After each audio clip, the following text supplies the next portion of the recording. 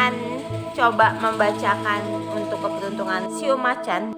Bisa saya bilang di sini memang terlihat cukup besar kesehatan para Pisces di pekan ini ya. Full Maharani, The Tower di sini juga ada. Halo semua, apa kabar? Harus sehat dan harus bahagia ya. Terima kasih untuk yang sudah klik video saya. Terima kasih banyak yang sudah mendukung saya juga sampai sekarang. Yang sudah subscribe, terima kasih untuk kalian semua ya. Ada sebuah kejadian yang membuat saya menjadi jauh lebih bisa mengendalikan diri saya sendiri dan mengetahui apa yang ada pada diri saya. Saya sering kesurupan di tempat saya bekerja, ya untungnya bos saya pada waktu itu sangat welcome ke saya, dan juga mereka merasa, entah mereka merasa iba atau mereka merasa kasihan terhadap saya, mereka tidak memberhentikan saya pada saat saya bekerja, malah mereka menyadarkan saya pada saat saya kesurupan. Dan juga lama kelamaan mungkin saya sendiri yang merasa sangat jadi merasa sangat malu ya tentunya untuk bekerja, karena di sana saya ingin bekerja. Di satu kejadian waktu itu mungkin sekitar jam 3 atau jam 4 sore. Memang dari pagi saya sudah merasa sangat tidak nyaman dan merasa punggung saya ini merasa sangat panas dan juga kepala saya sangat pusing. Saya melihat penampakan atau yang berperawakan sangat tinggi dan juga besar, mungkin tingginya hampir sekitar 2 meteran lebih, yang sangat menyeramkan untuk saya. Dan akhirnya sekitar jam 3 atau jam 4 di satu kejadian ini yang membuat saya pingsan dan tidak sadarkan diri, yang mana raga saya akhirnya dikendalikan. Menurut teman kerja saya, raga saya dikendalikan dan saya juga tidak sadarkan diri, dan akhirnya saya ya seperti orang kesurupan pada sering berbicara ngawur dan juga mungkin meluluhlantahkan tempat pekerjaan saya itu. Dan akhirnya ada lantai 2 di tempat saya bekerja, dan saya ingin terjun dari tempat saya bekerja. Jadi makhluk yang tidak kasat mata ini sudah merasuki raga saya dan ingin membawa saya untuk terjun ke lantai dasarnya. Dan untungnya mungkin Tuhan masih menyelamatkan saya. Saya ditarik oleh salah satu teman saya yang juga mempunyai kemampuan untuk melihat makhluk-makhluk yang tidak kasat mata. Akhirnya dia menarik saya untuk turun dari plafon ya, apa maksudnya, yang tempat tanjakan pada saat di lantai 2 itu. Dan ditarik sayanya, ini menurut teman saya ya, teman kerja saya, akhirnya mereka menyadarkan saya.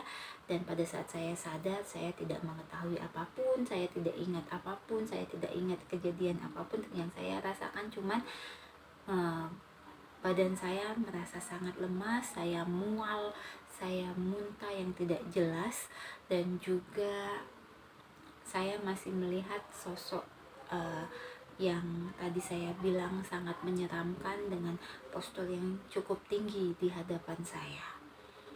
Nangis saya nangis ketakutan. Dan untungnya teman-teman saya sangat baik terhadap saya. Mereka merawat saya dengan cukup baik, dan mereka juga bicara ke saya tidak ada apa-apa, walaupun mereka tahu bahwa saya merasakan ketakutan yang luar biasa. Dan akhirnya pada masa kejadian itu saya merasa sudah tidak nyaman lagi. Bisa-bisa raga saya akan sangat dikuasain dan saya tidak akan sadar akan diri saya sendiri. Saya memutuskan untuk tidak bekerja kembali dan mencari pekerjaan yang lain, yang dimana gedungnya mungkin atau situasi tempat kerjanya yang bisa membuat saya menjadi jauh lebih nyaman. Ya, di satu kejadian itu membuat saya berpikir saya tidak bisa seperti ini terus, karena saya juga ingin hidup normal seperti orang lain. Saya ingin bisa bekerja, saya ingin bisa mempunyai cita-cita, saya ingin seperti teman-teman saya yang hidupnya wajar-wajar saja dan tidak bisa melihat penampakan-penampakan. Nah, di satu kejadian ini yang membuat saya untuk bisa mengendalikan apa yang menjadi keresahan pada diri saya. Jadi pada saat saya melihat penampakan, pada saat saya merasa ketidaknyamanan, apa yang harus saya lakukan? Apa yang membuat saya harus bisa mengendalikan diri saya? Pasti banyak yang bertanya kan, kalau yang tahu dengan video-video saya kemarin dengan kisahnya Wiwi, ada kakek yang selalu ada pada saya. Kemana kakek itu?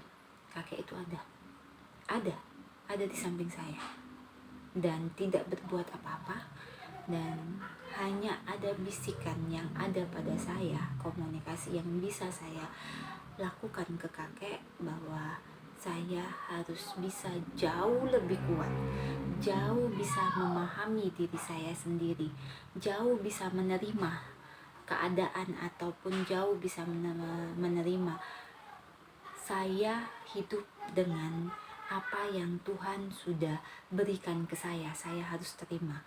Nah, ini yang membuat saya selalu berpikir kembali dengan cara pada saat saya melihat penampakan, saya tidak merespon, ataupun saya pura-pura tidak tahu, ataupun saya bisa saja saya lewat seperti biasa. Lambat-lambat saya belajar dengan situasi seperti ini, dan lambat-lambat raga saya itu tidak lagi dikuasai oleh makhluk-makhluk halus, dan akhirnya saya juga bisa mengendalikan diri saya sendiri, dan saya bisa berbagi dan bermanfaat untuk teman-teman saya, mungkin bisa bercerita kepada orang-orang terdekat saya, dan juga bisa membantu orang lain yang percaya dan memang membutuhkan bantuan saya.